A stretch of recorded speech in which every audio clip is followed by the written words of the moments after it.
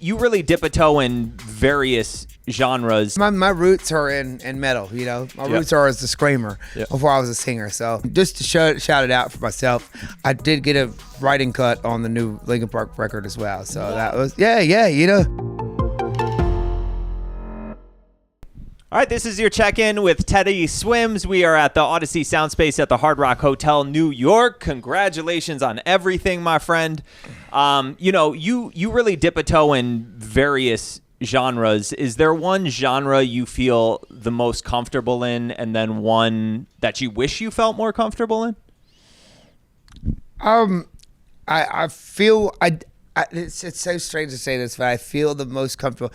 My roots are in metal, you know. My roots are as a screamer before I was a singer. So I think like I'm one of the gnarliest screamers this you know ever. Like I really do. I don't even think I'm that good of a singer. I love this vocal. Like I love this instrument. So I think I could do all the acrobatics that it takes to do a singer, but I think I'm a really good screamer. I think my most favorite thing, like where I'm most comfortable in, is metal. Will I ever get to like scratch that itch again and do it? I don't know, but also, I mean, just to shout it out for myself, I did get a writing cut on the new Linkin Park record as well. So that was you know, I did.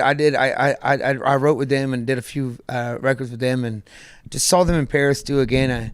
I told Mike Shinoda on the next record, I was like, come on, bro, you know you gotta put me on that record, bro. Like I cut a lot of those records.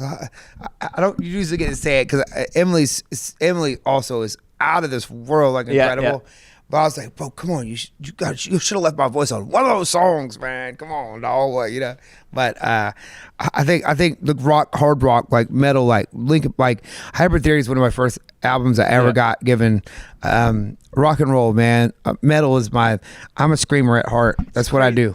It's crazy. You have such a unique upbringing because I know you were born and raised in the South, and you grew up on soul music. You know, your dad introduced you and you did the football thing. You were a theater kid. It's all these different parallels. And I wonder if you felt like at any point you were living in two completely different worlds. No, I feel like, I don't know. My reality is, you know,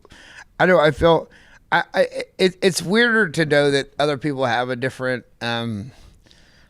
perspective or upbringing than you. You know, you always feel like people are the same, and here, I don't know, you're the center of your own experience, right? Mm-hmm. Like you're the lead role in your own movie, right? You know, or I guess the supporting role in your movie. I am, you know. Yeah. So like I just never.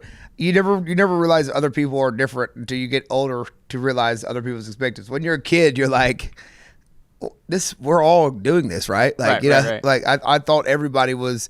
I remember going to my first Warped Tour in 2007 and thinking that like these bands I was listening to and the Warped Tour at this time was the biggest thing in the world. You know, there was 200 kids at a Circus Survive show, and I'm at a Circus Survive show, and I thought they were the biggest band in the world. Yeah, I thought they were as big as Justin Bieber at the time. You know. Yeah. I didn't see the difference between 200 kids at a show versus 20,000 kids at a show. I just thought that was the biggest thing in my life, so that was the biggest thing in the world, you know? So it's not until you get becoming I guess older that you're like, oh, people are having different experiences than I am, you know? Right.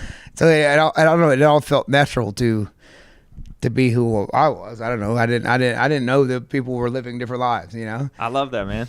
When you were on the come up, you were doing a lot of covers on like YouTube and stuff like that. I wanted to know, is there a song that you feel like the cover is better than the original? Because I got a couple that I get roasted for all the time, but I want to know. Of mine? Yeah. Well, no, just a cover in general. Okay, because if it's of mine, none of them, you know? Everybody hates themselves a little bit. Like none of mine are as good as that. So I love like Whitney Higher Love, but that's just because I'm so in love with Whitney. Yeah, the original is great, but I mean that one.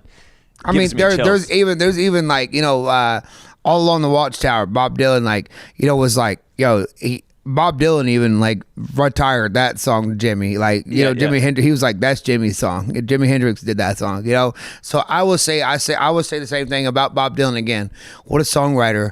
What an artist, but also Tank and Bonnie Raitt's I Can't Make You Love Me.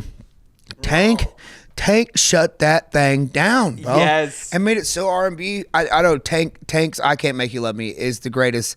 I don't know. It's just something that's it's so special that time too. When you listen to Tank's I Can't Make You Love Me, it's so special. And then also, that song is the best song ever, probably ever written of all time. Bon Iver did a version of I Can't Make You Love Me, like live, just him and a piano. Yes. I think that might be the greatest version yet too. Bon Iver's version of I Can't Make You Love Me is like probably arguably the greatest cover or greatest song recorded in music ever. Such good answer. Nobody's going to roast you over that. Those were very good answers. Before we wrap, I know we were talking about this a little off camera. Daddy to be the coolest thing in the world. Is there anything you are, scared of? Yeah, I'm scared of my dad being a granddaddy because he's the best guy I've ever met, And I want how I'm having this conversation with you about my daddy being the greatest dad in the world. I want my son or daughter to say that, and I hope my kid says that I'm the greatest daddy ever, but it's just going to be impossible as long as my dad's. Of course, I want my dad to be alive to be the granddaddy, but it's like living in his shadow and watching him be a granddad. It's like the scariest thing is I'm not cool enough because he's the best guy on the planet. My dad is the coolest guy in the world. Living in his shadow and being a dad and then watching him be a granddad, it's going to be one of the most proudest things I could ever do. And making him a granddad is one of the most proudest things he will be of me. But damn, dude, living in that shadow is the scariest thing I'll ever do. You know why you're going to be amazing? Because of I heard it just while you've been here talking off camera and everything. The work you're doing on yourself is why you're going to be amazing. Thank you, sir. Yeah, that means a lot, man. No doubt. Coming from 5-year-old daddy, man, that means a lot, man. You got some skin in the game, bro, so that means a lot. Man, you're going to be awesome. I'm so excited for everything you have going on, brother. Thank you for taking out the time. Thank you.